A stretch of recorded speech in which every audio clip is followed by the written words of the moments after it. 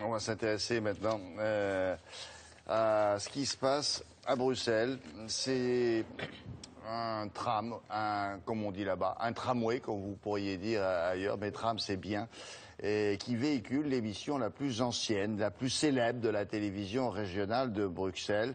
Je suppose, François, que c'est parce qu'elle se déplace et que tout le monde la connaît, non ? Absolument. Bonjour William. Effectivement, cette émission est très connue parce qu'elle se passe au cœur de la ville. Vous allez voir, c'est effectivement à l'intérieur d'un tramway qui est un peu un studio mobile et tout le monde la connaît parce que cette émission est au plus près de ce dont elle parle. Alors il faut savoir qu'il existe deux chaînes de télévision régionales ici à Bruxelles. Bruxelles est une région de Belgique. Il y a une chaîne de télévision qui est néerlandophone, donc flamande, qui s'appelle TV Bruxelles. Et puis il y a une chaîne de télévision qui est francophone, qui s'appelle Télé Bruxelles. C'est de celle-là dont on parle et c'est de cette émission tout à fait originale. Regardez.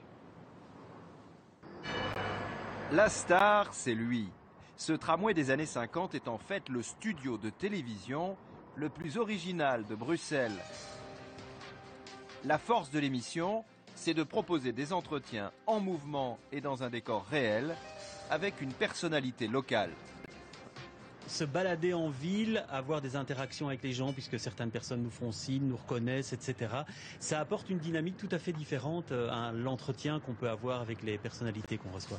Voilà, vous reconnaîtrez peut-être l'endroit où nous sommes. Ce jour-là, l'invité est le président de la région bruxelloise. Vous restez en ville dans un tram, vous voyez la ville. On voit passer le tram, il y a une animation en surface que le tram permet. Le métro, c'est quand même quelque chose de beaucoup plus invisible et beaucoup moins convivial. Pas facile pourtant de faire de la télévision au beau milieu des embouteillages. Et le studio ne passe pas inaperçu, d'autant qu'il tire à un groupe électrogène assez peu discret.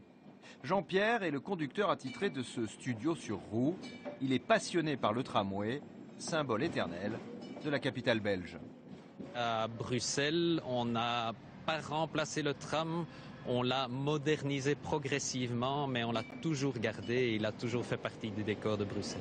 L'émission existe depuis plus de 10 ans. C'est la plus ancienne et la plus connue de la télévision régionale. Mais dites-moi François, le tram à Bruxelles, c'est un des symboles de la ville, c'est un des acteurs de la ville, on pourrait dire presque, non ? Ah oui, tout à fait. En fait, comme le disait le conducteur du tram dans le reportage, d'ailleurs on dit un Wattman, oui. Eh bien en fait le tramway à Bruxelles n'a jamais disparu. C'est la différence d'autres villes, et en particulier de villes françaises, William, où partout le tramway était arrivé vers la fin du 19e siècle, et puis au milieu du 20e siècle il a disparu, et ensuite dans certains cas, comme à Paris bien sûr, il est revenu. Mais ici il n'a jamais disparu, ce qui explique qu'il est effectivement très populaire. Et l'autre raison aussi, c'est que en fait le métro ici à Bruxelles est extrêmement récent. Il date de 1970. Il n'y a que 4 lignes de métro à Bruxelles, et donc le tramway, le tram comme on dit ici, eh bien a continué son développement et il est effectivement un symbole de la ville de Bruxelles. Merci François. À bientôt cette semaine ou la semaine prochaine au plus tard.